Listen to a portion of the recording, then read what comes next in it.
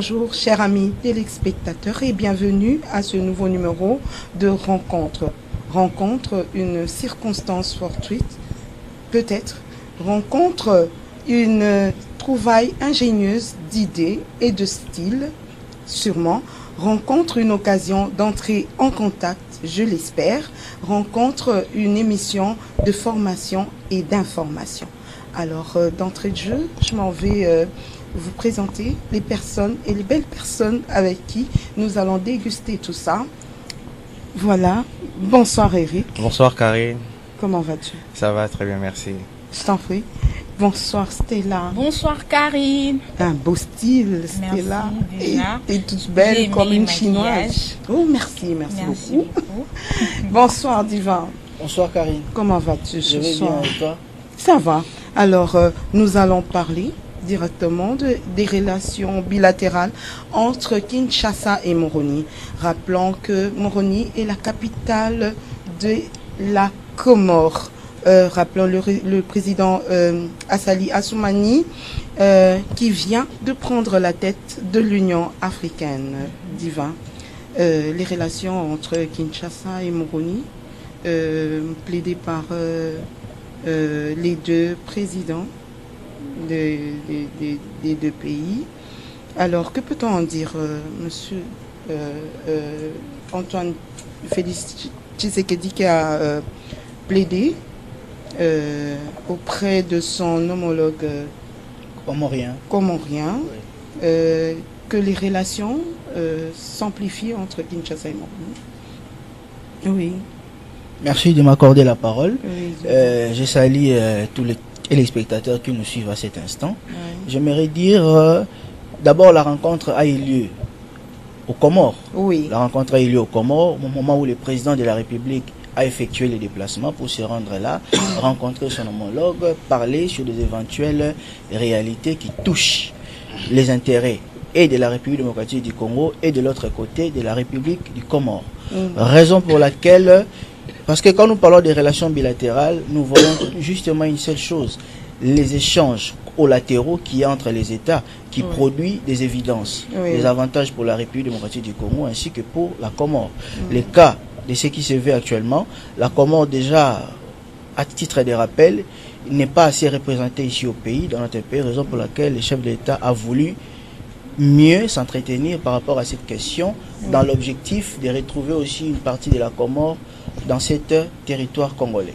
Oui, Stella, que peux-tu nous dire aussi entre les relations entre les deux pays? Qu'en penses-tu?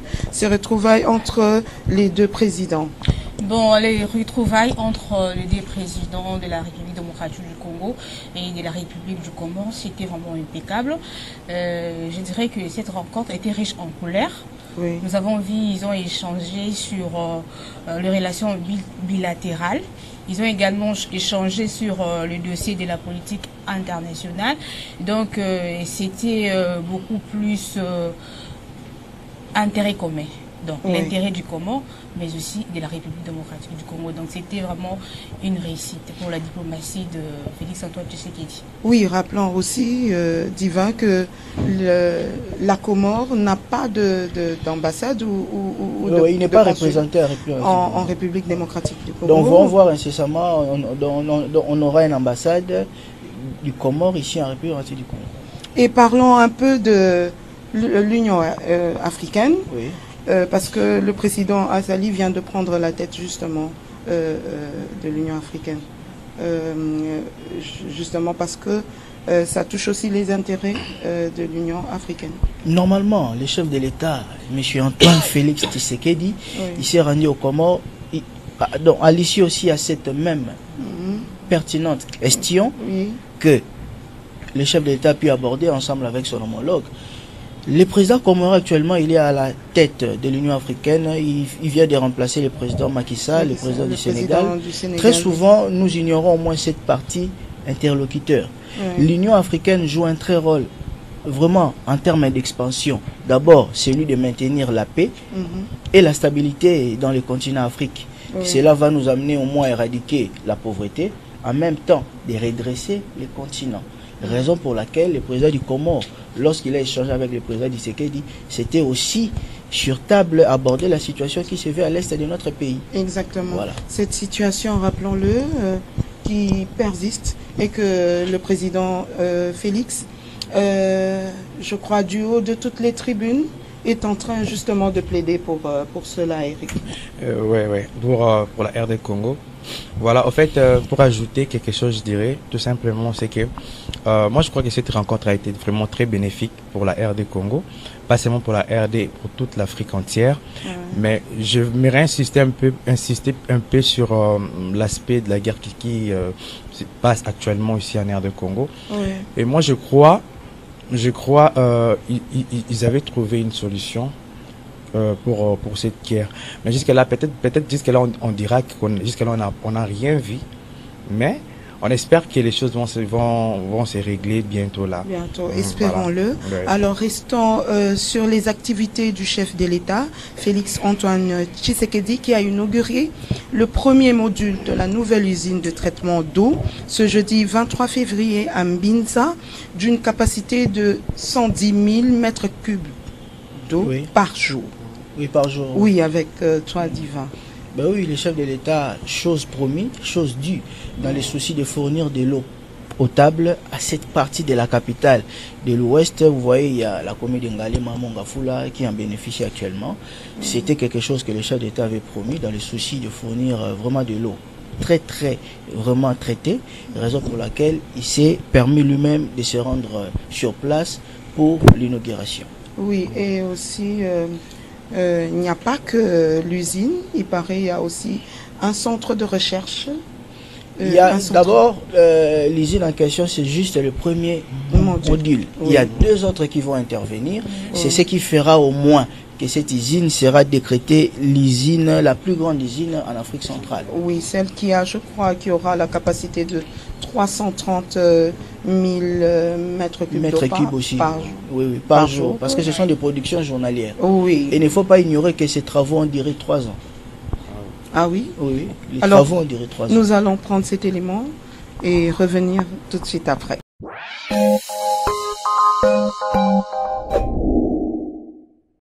A de quoi se réjouir en ce qui concerne la desserte en eau potable. Le ministre des Ressources hydrauliques et électricité, Olivier Mwende Moukaleng, vient d'annoncer l'inauguration de l'usine de traitement d'eau potable de l'Ozone dans la partie ouest de Kinshasa. Ce qui rentre dans la vision du chef de l'État, Félix Antoine Tshisekedi Tshilombo, a-t-il expliqué. L'usine de l'Ozone, avec une capacité de 330 mètres cubes le jour, va égaler celle de Ndjili, a dit le ministre Mwende, ce qui va réduire sensiblement le déficit en eau potable à Kinshasa, estimé à environ 500 000 mètres cubes le jour. Il faut signaler que l'inauguration de l'usine de traitement d'eau potable de Ozone intervient quelques temps seulement après l'inauguration de celle de Lemba Imbu, située dans la partie est de Kinshasa.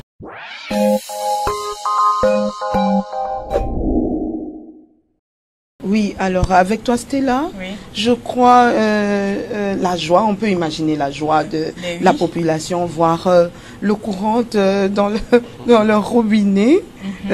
Et je crois c'est quelle partie de la capitale qui a été desservie? C'est ouest de la capitale, province de Kinshasa. Donc je vois Mongafula et la commune de Ngaliema qui étaient bel et bien de bénéficiaires de l'eau potable. Alors quelque chose de nouveau, parce que dans ces côtés-là, il faut dire qu'il y avait vraiment de problèmes d'eau.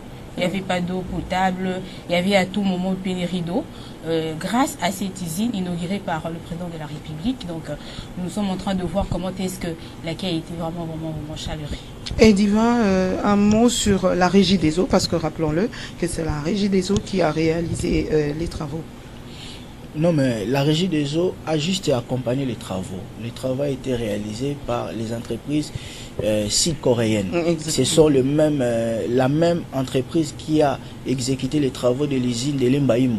Donc c'est toujours en continuation du projet.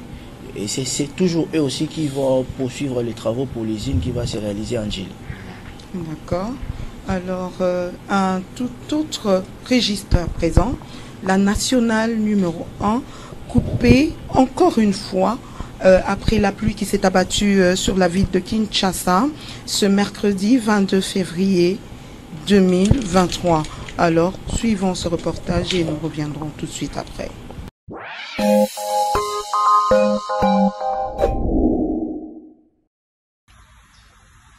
Voici la situation de la route nationale numéro 1 qui se dégrade encore juste à côté de l'érosion de la dernière fois. Après l'école Mapinduzi, la route s'est encore cassée. Et quelle triste nouvelle. Les travaux qui sont en train d'être faits ne sont pas à la taille.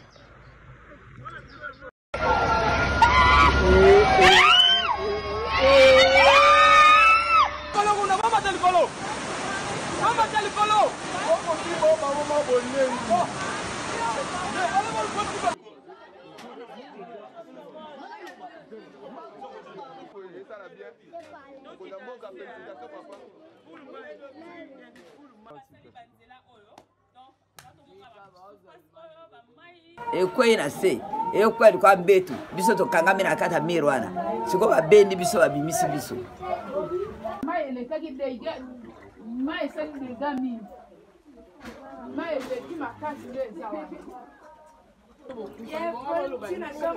bakonzi bazomona batika ngai te na pauvre mwasi batia loboko nyonso ekei na bilamba nyonso mobimba na nde bazomona ngai boye.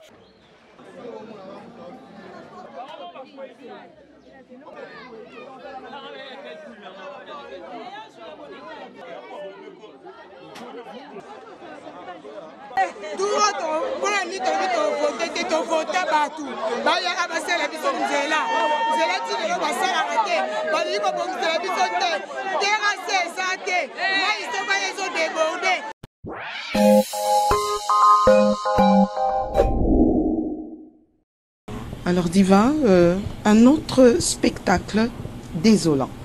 Encore la nationale numéro 1. Mais là, ça fait très mal parce que c'est la énième fois que cela se reproduit dans notre pays. Oui. Nous ne savons pas exactement ce qui cause tous ces dégâts-là. Parce que le chef de l'État a tapé du haut de la table lorsqu'il s'est rencontré avec tous les chefs coutumiers par rapport à la question. C'était en réhabilitation, mais on n'a pas compris. Au côté vers Matadikibala, il y a eu encore effondrement. Nous ne comprenons pas. Il n'y a pas de sérieux dans l'organisation de nos chefs en termes de responsabilité. Nous devons aider les chefs de l'État à réussir son mandat. Si vous ne partagez pas le même avis avec les chefs de l'État, il vous suffit de démissionner. Bon, je me rappelle ici, en Afrique, la culture de démission n'est pas vraiment notre modèle de travail. Donc, c'est ce qui nous rend un peu malades, un tout petit peu. On en a marre de vivre des choses comme ça. Partout dans le monde, ils ont toujours eu la politique de prévision. Mais pourquoi nous, en République démocratique du Congo, nous n'arrivons pas à prévenir les dangers avant que ça n'arrive? Il y a des pertes en vies humaines et voire même en biens. Qui va commence à dire que non, repayer tout ça? Oui. L'État a beaucoup de choses à faire. Rappelons que les travaux ont eu lieu au premier endroit qu'avait connu justement cette érosion. Voilà. Mais maintenant, c'est un autre endroit. Est-ce qu'ils ont eu à faire une expertise sur toute la nationale numéro 1? Déjà, il faut dire que la route nationale numéro 1, c'est une voie importante pour la République démocratique du Congo. Pourquoi? Parce que ça réunit deux provinces, la ville-province de Kinshasa et la ville de Matadi comme province. Et ça facilite aussi les trafics, les échanges commerciaux et tout. Maintenant, c'est vrai qu'il y a eu des spécialistes dans le pluie précédente. Mais pour moi, je vois qu'il n'y a pas grand chose. Pourquoi? Parce que ça continue toujours à se découper en dés et ça pose un grand problème. Et je me dis, il y a un adage qui dit le même cause produit les mêmes effets. Donc, on doit d'abord chercher le voie et le moyen, savoir qu'est-ce qui est en train de causer tous ces problèmes-là, le mettre en table pour trouver des solutions durables. C'est simple. Au lieu de continuer à réhabiliter, on va pas rester là tout avec le mandat du président de la République, Félix Antoine Tshisekedi, dit à réhabiliter, au lieu de trouver peut-être une autre solution. Voilà une solution qui, nous pensons, sera durable cette fois-ci.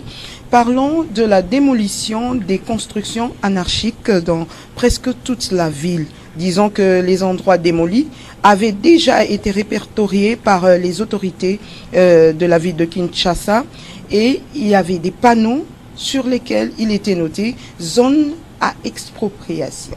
Suivez ce reportage.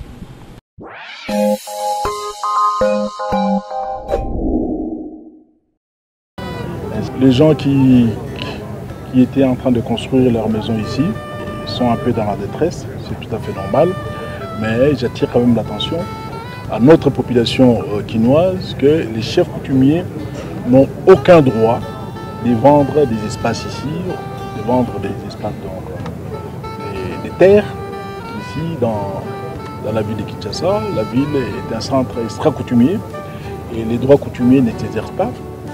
Quand bien même ils ont l'habitude de le faire au niveau de l'arrière-pays, même au niveau de l'arrière-pays, ils n'ont pas ces droits-là. Ils sont là pour faire le vigile, pour la sécurisation, la surveillance, pour éviter que n'importe quel intrus vienne occuper des espaces. Les chefs coutumiers n'ont aucun droit, j'insiste, les chefs coutumiers n'ont aucun droit de vendre des espaces de terre, de vendre des terrains ici à Kinshasa ou même ailleurs.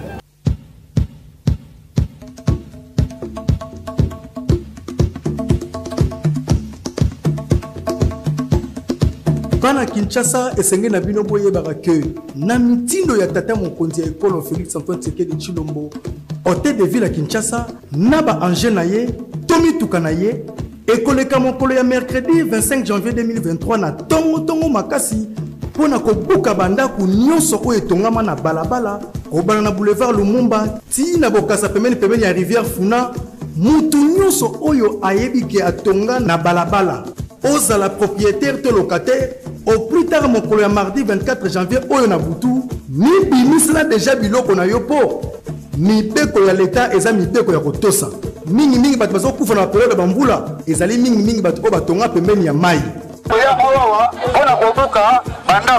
ba oyo nyonso batonga pembeni ya balabala s'il vous plaît tangu yango yo bolongolaka déjà biloko na bino ti mokolo ya mardi 24 janvier 2023 hôtel de ville ekoleka pona ko buka ba construction anarchique nyonso. Gouverneur la ville province à Kinshasa yemoko akitaki pona ko belela pe ko sensibiliser bato batonga bitonga tangu yango yo déjà bomilongwa déjà po de ville ekoyande pona ko buka ndenge balobaka na latin lex tel lex la loi est dire mais c'est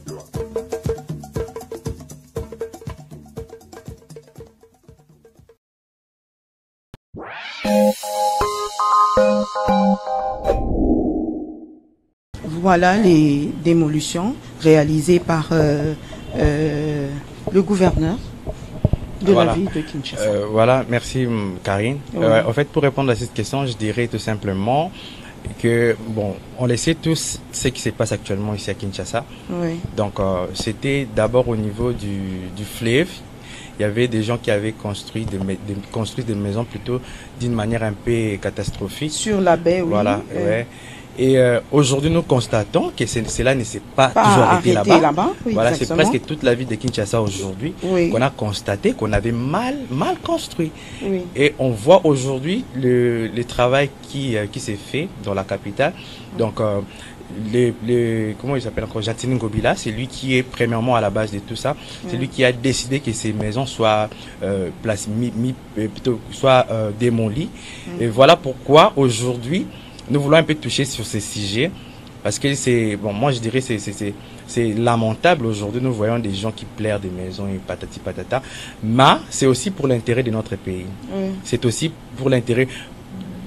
Tantôt j'étais en train de dire ici à Kinshasa c'est très difficile qu'on nous construise même des métros. Pourquoi? Parce que la ville de Kinshasa est mal construite. Exactement. Donc c'est très difficile pour nous aujourd'hui d'être une nation forte, une nation qui émerge dans tout, dans le domaine des transports. C'est très difficile. Pourquoi? Parce que la ville de Kinshasa a été mal construite. Et aujourd'hui, nous voyons un grand travail qui s'est fait par le chef de l'État qui est le numéro 1. En fait, c'est lui qui a aussi décidé. Et nous voyons Jatini Ngobila qui est à la tête de tout ça. Donc, pour ces sujets, moi, je dirais, bon, on n'a pas les choix. Bon, on n'a pas les choix. Donc, oui, mais Divin, rappelons que ces différents sites avaient déjà été répertoriés, justement, pour ces différentes démolitions, parce que ils étaient construits sur soit la voie publique, soit un endroit qui n'est pas justement approprié. Voilà, donc c'est même énoncé construction anarchique. Lorsque nous parlons de l'anarchie, on fait allusion au désordre. Donc toutes ces constructions-là ont été construites de façon désordonnée. Raison pour laquelle aujourd'hui l'État s'est réveillé pour essayer un peu de remettre les choses à sa place, remettre les choses en ordre. Notre pays a tellement souffert de l'absence de l'autorité de l'État. Raison pour laquelle aujourd'hui nous sommes en train de vivre ça, bien que ça vient après une décennie, mais acceptons-le comme ça. Nous avons dit ici, l'Afrique a besoin de se redresser. Et pour se redresser, ça c'est sur le plan général. Maintenant, sur le plan particulier, chaque pays doit se prendre en charge. Vous voyez aujourd'hui la diplomatie que le chef d'État est en train de mener pour que cela réussisse. Tous ces investisseurs-là, avant de venir, ils envoient d'abord leurs émissaires pour faire l'état des lieux du pays où ils viendront pour s'installer. Et si les conditions ne sont pas réunies, ils ne vont pas se déplacer. Ils ne viendront pas. C'est pourquoi d'aucuns disent que non, toutes ces voies-là n'enrichissent en rien, n'apportent rien au pays. Non. Mais on ne sème que sur des terres fertiles. Quand le milieu vous est favorable, vous devez tout faire pour les maintenir. Exactement. Et lorsqu'elle est défavorable, il faut tout faire pour les changer. Oui, Stella, alors que peut-on dire à toutes ces personnes qui pleurent aujourd'hui, rappelons-le, à cause de toutes ces démolitions? D'abord, c'est regrettable. Si je me mets à la place de la population, ça fait mal. Pourquoi? Parce que on le dit, on vient de le dire ici chez Divin et puis Eric, que Kinshasa est mal loti. C'est vrai, mais il faut dire qui vend en fait ces terrains. C'est l'État congolais qui vend ces terrains et après il va venir démolir. Ça fait pitié, ça fait mal, parce que quelqu'un qui vient d'acheter son terrain, il construit son immeuble qui est une ressource pour la famille. Et un bon matin comme ça, on vient et on démolit, ça fait mal. Et se retrouve à terre, ça fait mal, ça fait vraiment mal.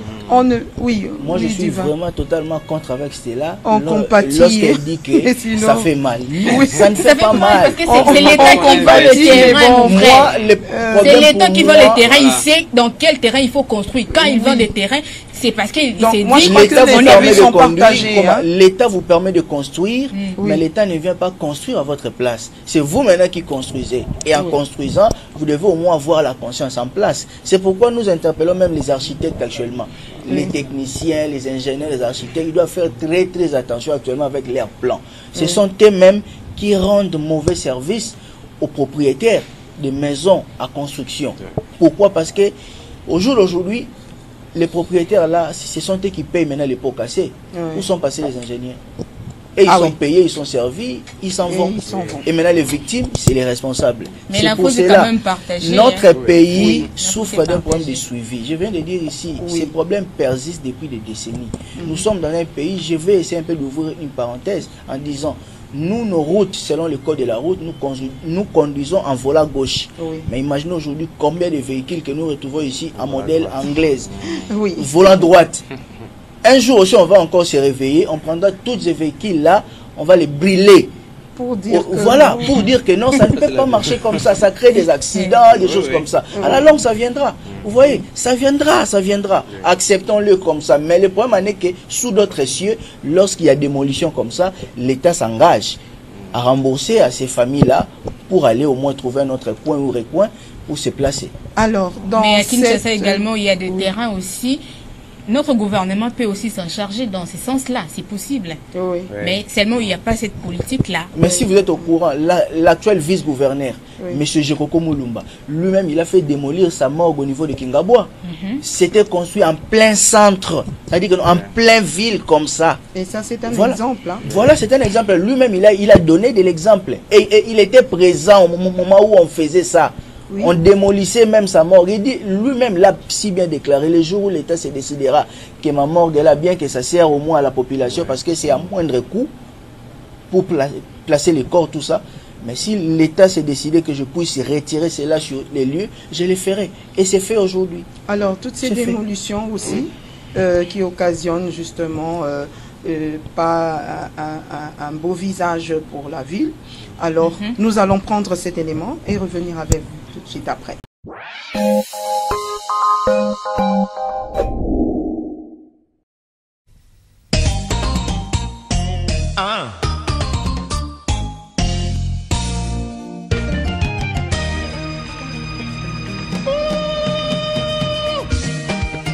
Kinshasa ngoya te Jise Tumba Freddy Mokolo ngana yoka kina tsango kinyetonda sentima tango na komina kinyango ngai na miyokeli mawa ngai na miyokeli mawa na miyokeli mawa Papa Lovi Kinkol ngana yoka kina tsango kini mpoto moindo na yoka kina gato emanguna sombitikeo tango na komina kinyango mingi bitambo na pipa susi plantation va ferme totike libananyo na miyoke limawa Rino Matadi na miyoke limawa Georges Malaba Willy Kamenga et pourtant biso na village va Kinshasa puis mourir ozala mwasi mobali to mwana rendez-vous na kini tango na koti na matonge oyo kokamwa tango na koti na boulevard suka illusion na miyokeli mawa na miyokeli mawa Chocho Bokito Bobolanga Barsi pala matanga Barsi pala bakreti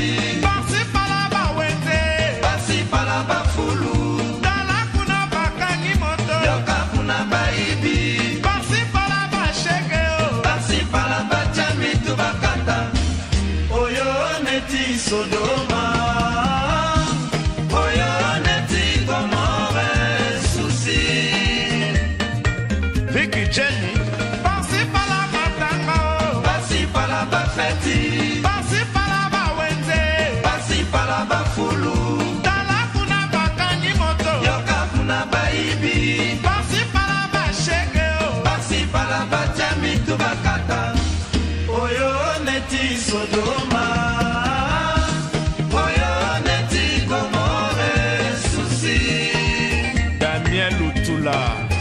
Kolia kolata kaka bango transport et commande luxe kokende ke la siline oze minervale kaka devise okozonga na nakote fatigue tango ninyo kosala devoir à domicile na sukambula tika na kopere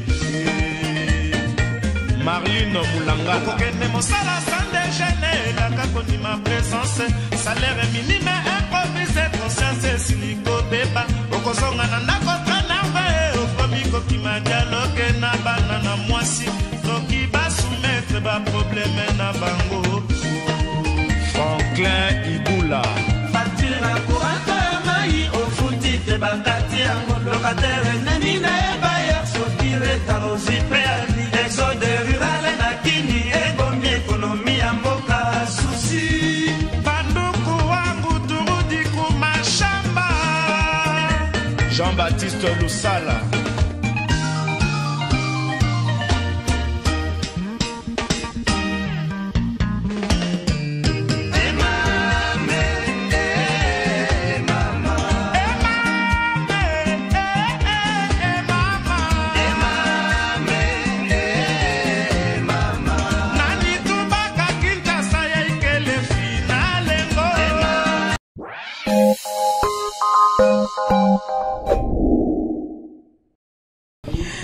Voilà, nous allons parler cette fois-ci de la pollution des déchets. Une situation alarmante, s'il vous plaît. Eric. Voilà, la pollution des déchets à Kinshasa. C'est vraiment lamentable. Moi, je ne sais pas par où commencer. Hein. Vraiment. Ouais, en fait, Kinshasa avait une belle appellation, je me rappelle encore à l'époque, Kinshasa la belle. Et aujourd'hui, Kinshasa la poubelle. Ça disait Kinshasa la poubelle. Après la pluie. Vraiment, ça fait très mal, ça fait très mal vraiment. de voir notre ville qui se détériore du jour au lendemain. Donc ça fait tellement mal et je crois que vous allez voir les images. Donc c'est quelque chose, moi je sais pas comment expliquer, je ne sais pas si je peux dire que c'est quelque chose de spirituel ou comment, parce que d'abord aussi, moi je dirais la faute doit premièrement revenir aux autorités qui nous suivent en ce moment. Je ne sais pas, c'est comme si ils sont incapables d'assumer tout ça. Et moi je dirais c'est un problème de la mentalité congolaise, parce que quand vous regardez des poubelles et tout qu'on sort, ce n'est pas l'État qui vient jeter les immondices, mais c'est nous-mêmes, le peuple, nous détruisons notre ville. Mais, et alors, voilà. Oui, quelle solution donner à tout cela, hein? Parce qu'il faut quand même réfléchir sur des structures pour pouvoir organiser tout ça. Alors, moi, je me pose des questions comme, je l'espère, tous les mortels, comme les communs de mortels. Comment arriver justement à ne plus avoir tous ces déchets? Nos rivières sont inondées, les places publiques aussi. Alors, je ne sais pas comment faire pour avoir justement... Pour moi, d'abord, c'est une situation difficile, surtout en pleine capitale. Oui. Et la République Kinshasa. Et j'avais suivi, d'abord, avant d'arriver dans votre question, j'avais suivi un film américain du Kobe. Un film américain du Kobe où on parlait des élèves de l'école primaire. En fait, ils étaient partis en excursion. Oui. Arrivés quelque part, ils se sont perdus avec leurs professeurs ou leurs enseignants, il faut le dire comme ça. Oui. Ils se sont retrouvés quelque part en pleine forêt. Maintenant, ils commençaient à se discuter entre eux. Il y avait un qui voulait jeter le papier, si j'ai encore une bonne souvenance. C'est tout le monde qui était mécontent de cet acte en disant que non, c'est pas bien. Il faut chercher à protéger la nature, il faut conserver l'environnement. Donc, pour dire que dans d'autres sièges, ils ont la politique, cette politique-là de les bas âges, on inculque aux enfants comment protéger l'environnement. Oui. Déjà, pour moi, la solution y est, déjà avec Kinshasa Bopeto lancé par le gouverneur de la ville, Jatini Ngobila. Mais le problème est que c'est vrai qu'il y a eu des sensibilisations par ici, par là, mais là, le Congolais n'arrive pas toujours à cultiver ça. Les Congolais n'arrivent pas toujours à adapter cette culture-là et de se débarrasser de l'insalubrité. On le remarque dans un taxi et tout, quelqu'un qui prend son jet en plastique, l'eau en plastique et tout, lorsqu'il finit, il jette dans la fenêtre. Ah oui. Il jette dans la fenêtre, donc je me dis, c'est un problème de mentalité. Voilà. Alors Eric, est-ce qu'il y a des nouvelles structures justement pour arriver Il y avait un programme de gestion des ordures qui a été lancé, c'était depuis 2015 comme ça par l'Union européenne ici au Congo. Mais apparemment, les choses ne marchent pas comme il se doit. Pourquoi ça ne roule pas? Pourquoi ça ne tourne pas comme dans d'autres cieux? Peut-être le suivi, moi je vais dire comme ça. Il y a vraiment beaucoup de choses là à l'intérieur, des suivis. Toujours là, tu verras que les gouvernements, peut-être, il y a des gens qui sont là-bas qui n'ont pas la bonne foi.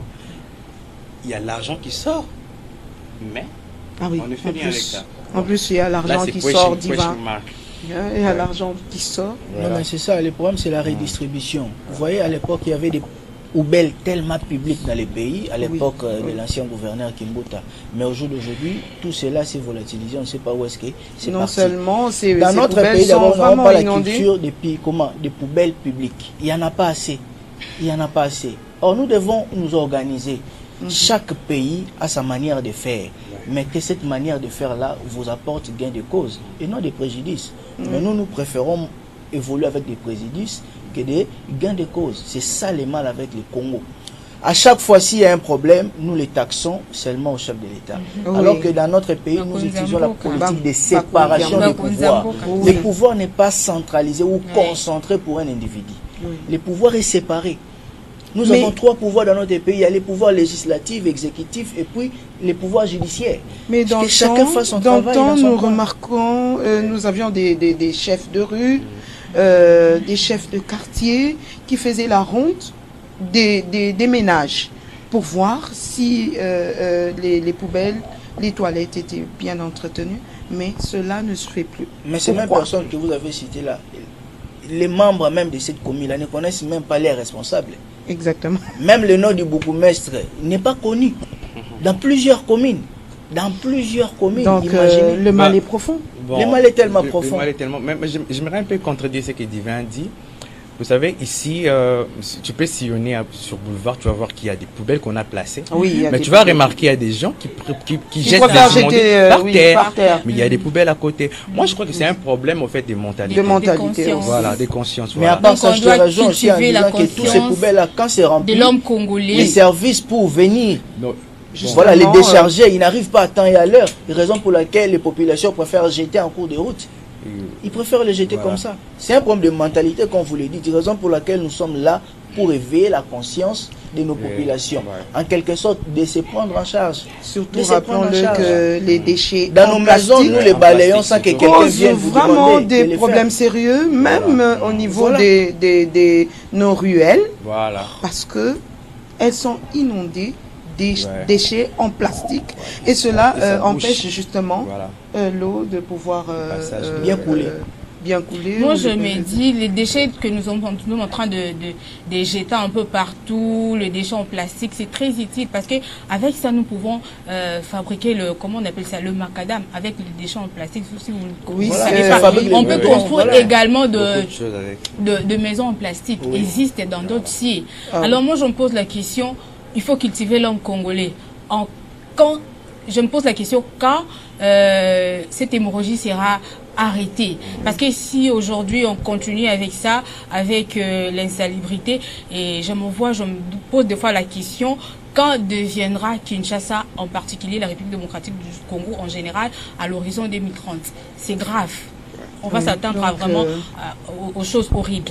Donc c'est vraiment un sujet qui reste d'actualité parce que effectivement c'est un sujet qui reste très pertinent. Nous allons prendre un autre sujet, celui de la difficulté justement et des coûts de la construction d'un terrain sur un terrain marécageux.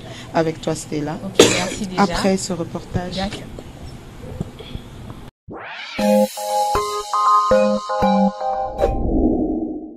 C'est monsieur Eric Jean-Baptiste Kassongo. Je suis architecte. Ici à Kinshasa, normalement, nous avons des terrains marécagés, mais pas vraiment marécagés. Il y a d'autres terrains marécagés au Tomo Arabe directement. Vous voyez que ça, c'est un terrain marécagé parce qu'il y a de l'eau. Au moins, la maille, Zawana, et soit les alikolo à maille. Donc, c'est après études, supposons des architectes et des topographes, qu'on découvre si les terrains sont marécagés ou pas. Bon, c'est un peu ça en général. Il y a donc, après étude, pour construire dans un terrain marécagé, ça demande en général, vous devez faire une fondation très solide. Okay. Après les études, vous allez faire, donc vous devez vraiment entrer en profondeur, donc vos côtes vraiment assez pour que tant que vous élevez bâtiment, les bâtiments soient en équilibre parfait et puis problème est arrêté. Le terrain marécagé comme le bac, il y a une exigence. Il y a d'autres matériels où surtout au niveau de la fondation. Les grands problèmes, ça se pose seulement au niveau de la fondation. Au niveau de la structure, il y a base. Donc, base, il y a terrain marécagé, terrain normal, et dans le terrain marécagé, il y a d'autres spécificités, d'autres exceptions aux Ezalaka.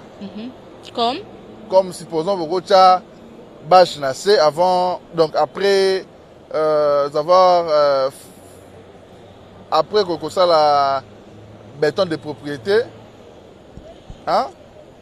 Donc avant de revendre sa structure, supposons doubler la dimension de la fondation, doubler l'épaisseur, donc surtout c'est un peu ça la différence. Conseil est juste si vous voulez garantir la vie des gens et puis de votre édifice, vous devez faire un bon choix sur l'architecte et puis les ingénieurs.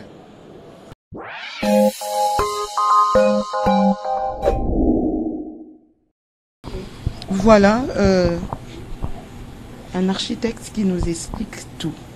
C'est là.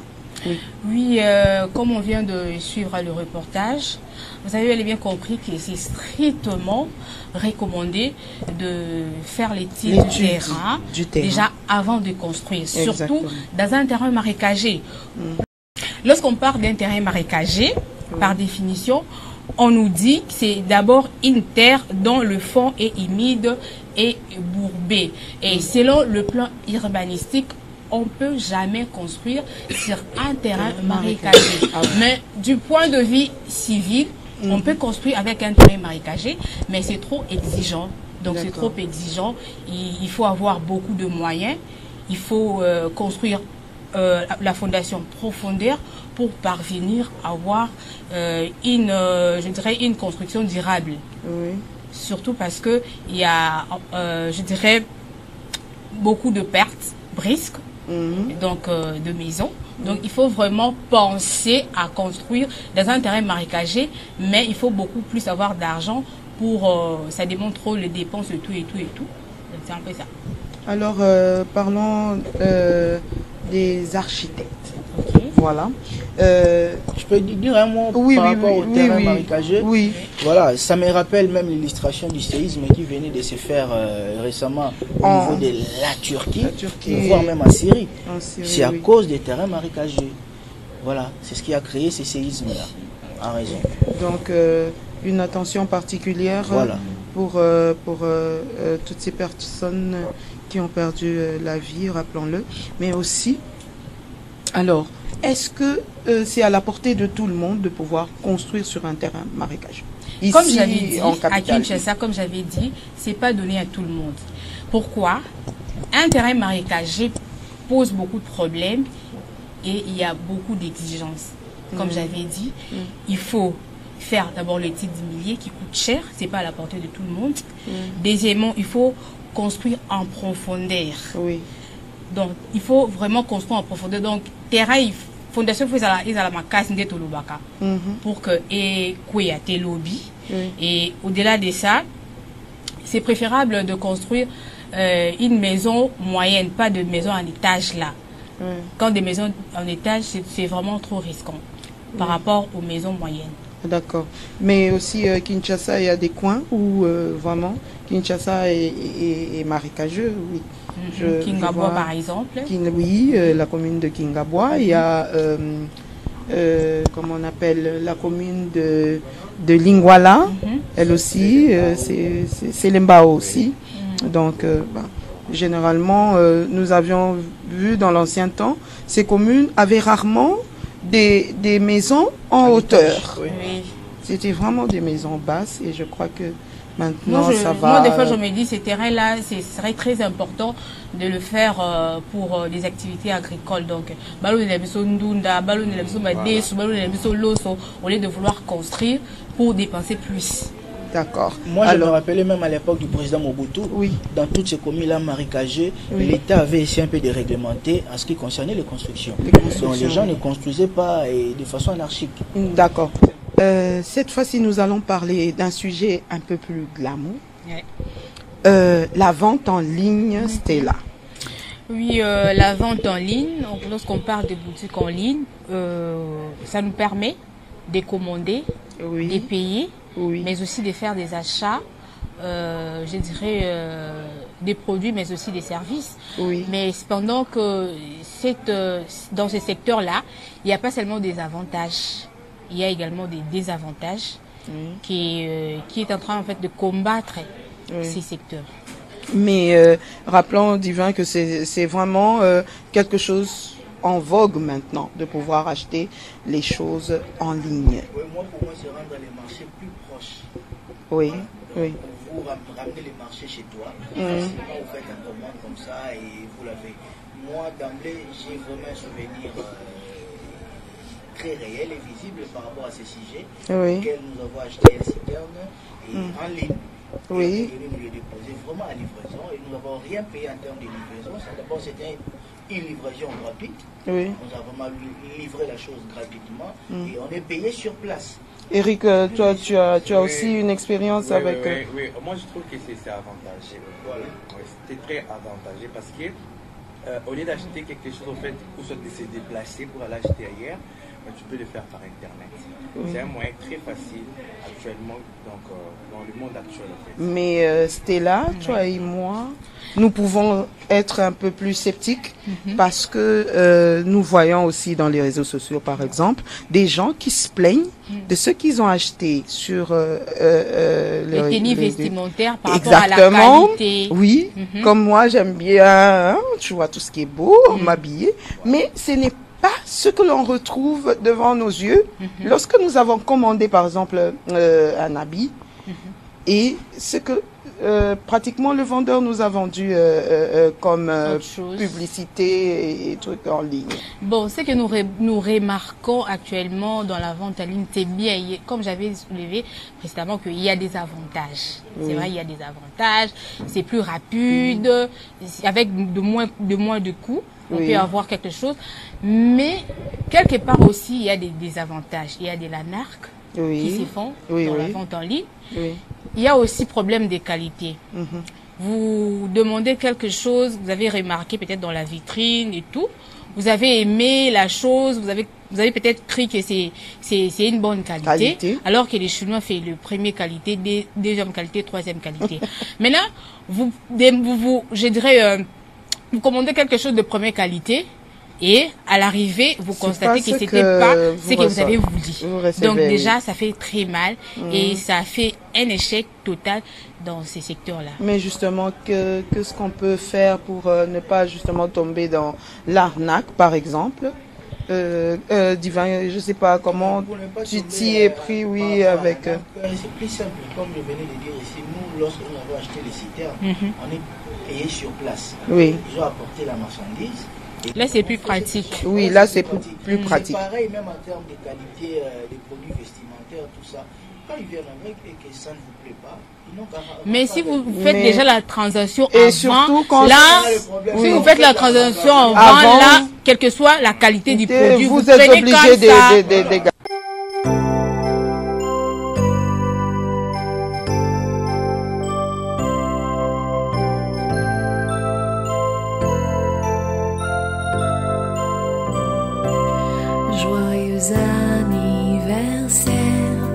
accepter de bon cœur mes vœux les plus sincères de joie et de bonheur. Joyeux anniversaire, accepter de bon cœur mes vœux les plus sincères. Joyeux anniversaire.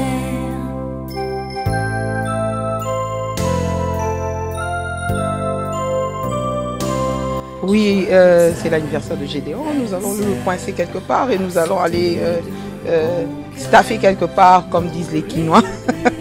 Alors, c'est sur cette note de gaieté que nous allons terminer ce numéro. Merci d'avoir été avec nous. Merci Karine, c'était une merveilleuse compagnie. Merci à vous.